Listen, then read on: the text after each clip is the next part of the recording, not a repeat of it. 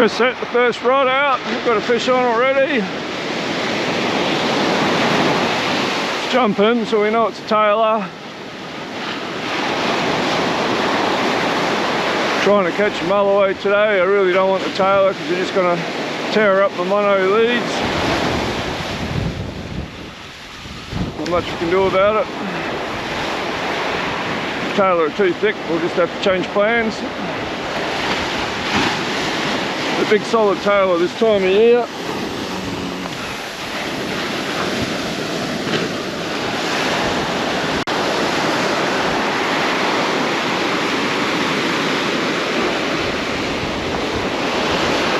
As you can see, the very big solid tailor. I don't think there's too much harm done with this fella.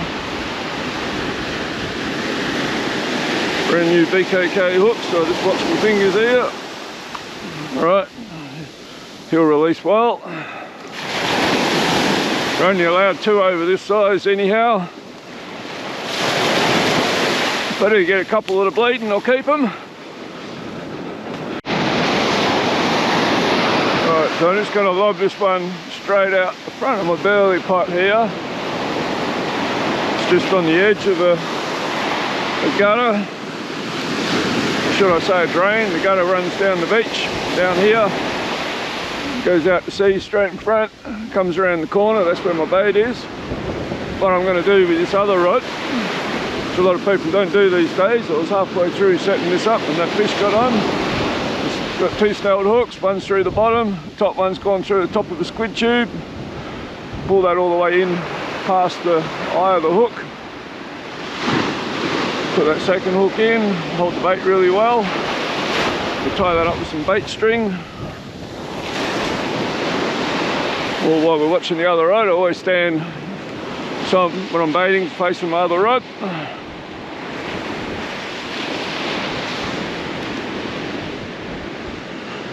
Wrap him up. Once I get that line going, I just go straight to the top of the squid. That's the bit that's going to hold it on the line, right around between the eye and the barb of the hook. That squid can't slide off. Will present really well. We'll put up with a bit of casting. A lot of people these days, they don't fish their rods too actively.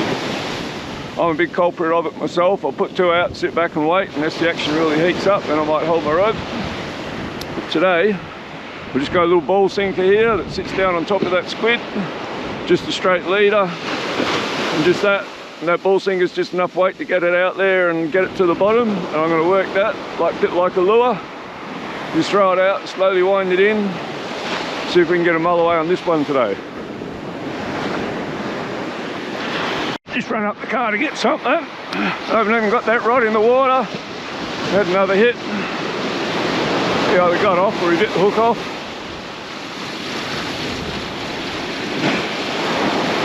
It's going to be hard work today if they're going to be going like this. It's hard to work 2 rods.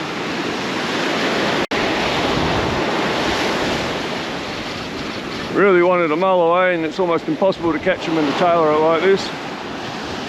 We'll just throw another one out. See how we go. What I might do is drop this bait right in close. Less likely to get a tailor, but just as likely to get a mulloway. Alright, so we can try avoid those tailor. Just do a little short drop, just in the sandy stuff on the edge.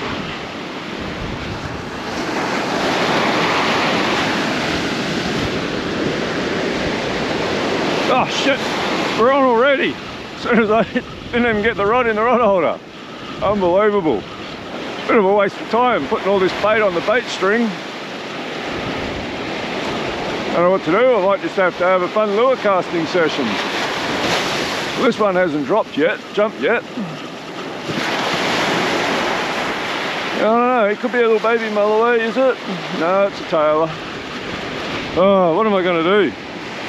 Spend all this time putting bait string, setting your bait up, and it doesn't last bloody 10 seconds.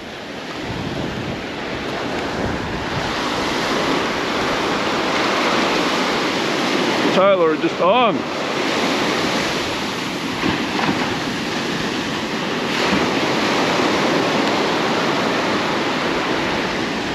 This is actually what it should be like this time of year. Last several years they haven't been like this. Used to be every time you come out, just bang, bang, bang, tailor this time of day. Okay, here we go, 4th time lucky. See if I can not catch a fish, at least not the tailor. Right in close again. Might hold the rod for a second to see what happens.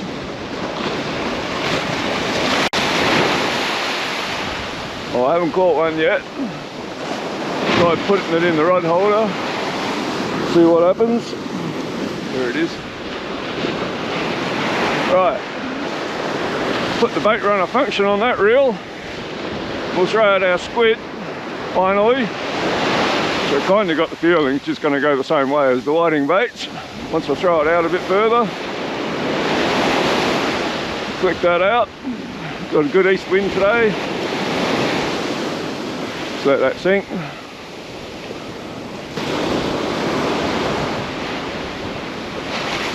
All I'll do is just like you do with a bit of a soft plastic, but a lot slower, just to lift and drop.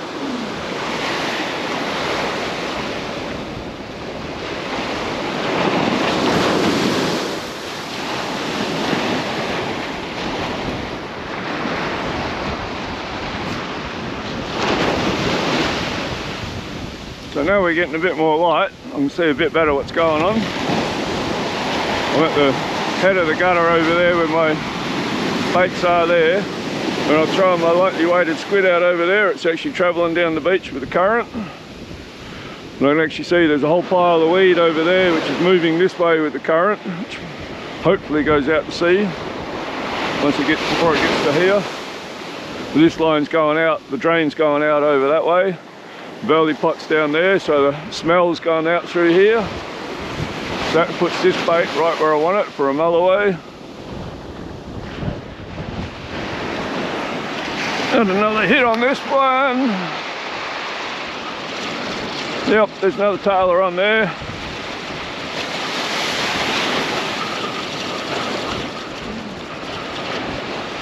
Oh, heavy fish.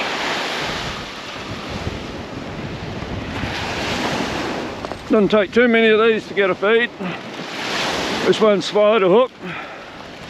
So I was saying you're only allowed 2.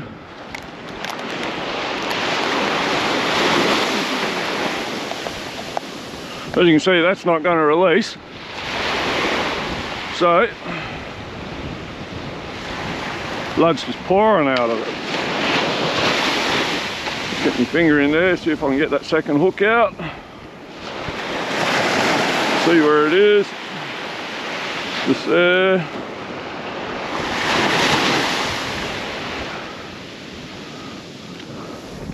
Alright, pull that out. We'll dispatch him.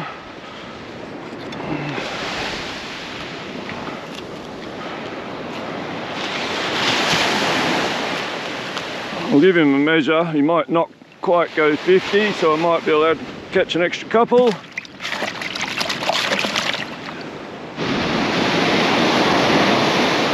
They're loving the whiting today.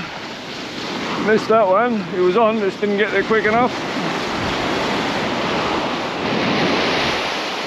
Got a bit of a change of plans here. I've used up half a dozen whiting. I've got more in the ice box, but I'm just going to leave them there and concentrate on a few squid baits on the big rod.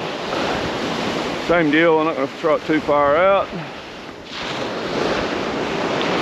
I'm going to take that squid bait off the small rod. I think I'm going to vibe on the small rod for a mulloway. Hoping the squid's just a little bit less attractive to the tailor, but I doubt it. Mulloway loves squid. So I've got the vibe on.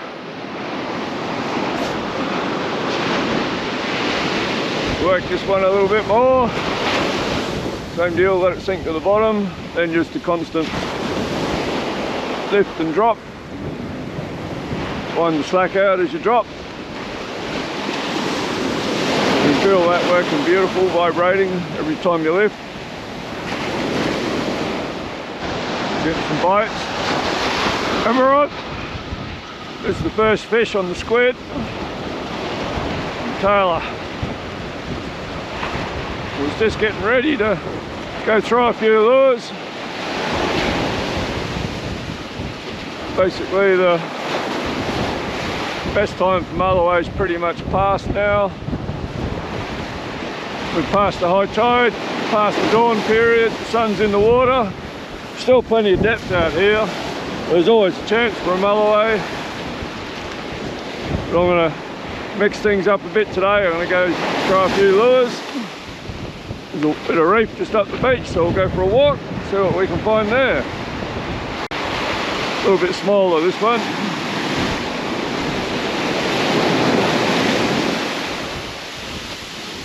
Right, we'll just have a bit of toss around this bit of reef.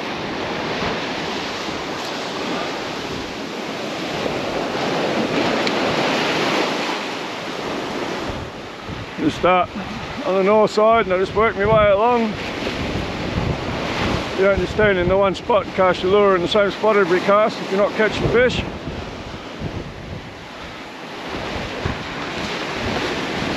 It's quite frequent on my fishing tours. I have to keep telling my customers to move because it's quite a habit people get into, of just thinking they can just keep casting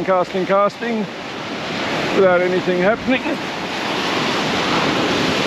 You'll work the area, then sometimes you'll just find a little spot where they're holding up. Or there might be just a little hole where there's a big one. Okay, we've had a change of locations. Now the day's getting on. See if we can find a big greenback. A lot of weed in the water around here. Thankfully with the calm conditions it's laying down deep, so it shouldn't bother the halco lure that goes across the surface. A rooster popper. They're not a great popping lure because they'll jump out the water, but you can give them some good rips rather than just try pop it. But they work really well just with flat line. I really hate this.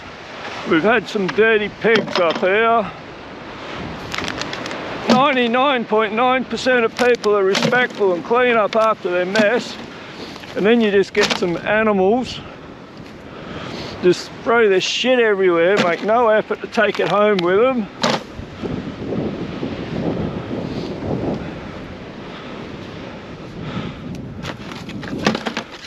It's just disgraceful.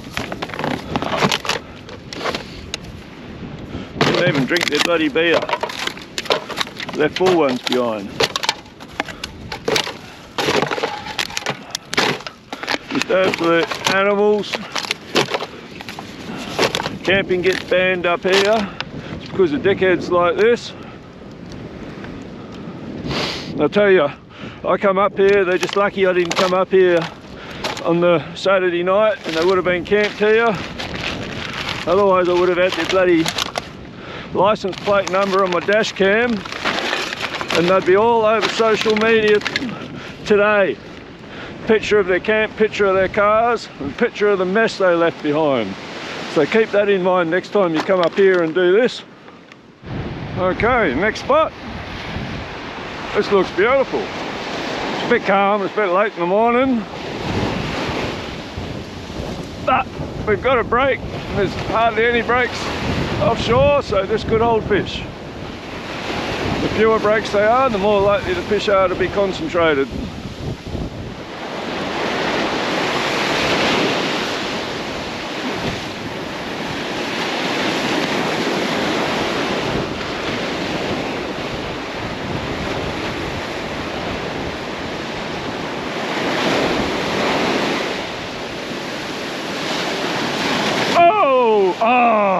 Oh, we got him.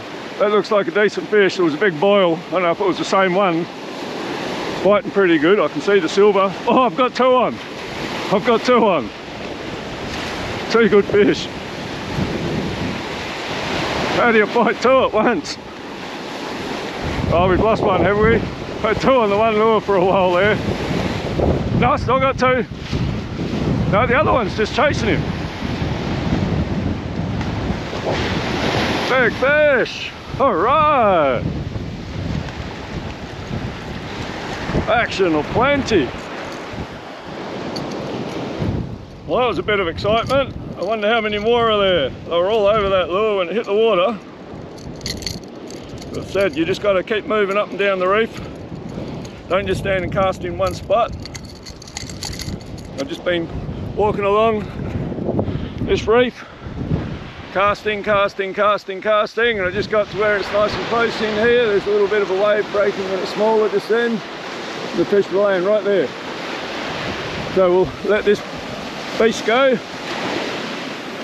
It's a good sized solid fish. Tush, she's away. Sometimes that'll spook them, but yeah, kill them, spook them. I'd much rather keep the quality fishing for years to come. If I spook some fish, I'll just move on to the next spot. Now, we'll see how we go, see if we spook them or not. There's another blue hole out the back out there, behind that little spur of reef.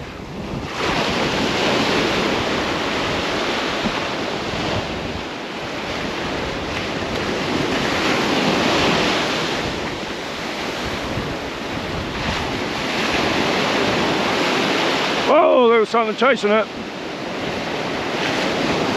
Don't come out after it. He didn't hit it. Straight back to the same spot. And now these fish may be getting a bit wary. What I'm going to do is work my way back to the car and get a much smaller lure. Alright, I've got a little CID sprat. It's a red head. She's not a bad tailor colour. I did want the white bait. Last time I was at the shop they were sold out. The red head catches pretty good. We'll just work up the same spots, get up to where those big fish were, see if that makes a difference. Well, that's a wrap for this morning. I'm going to head back now, get some breakfast, get on with my day.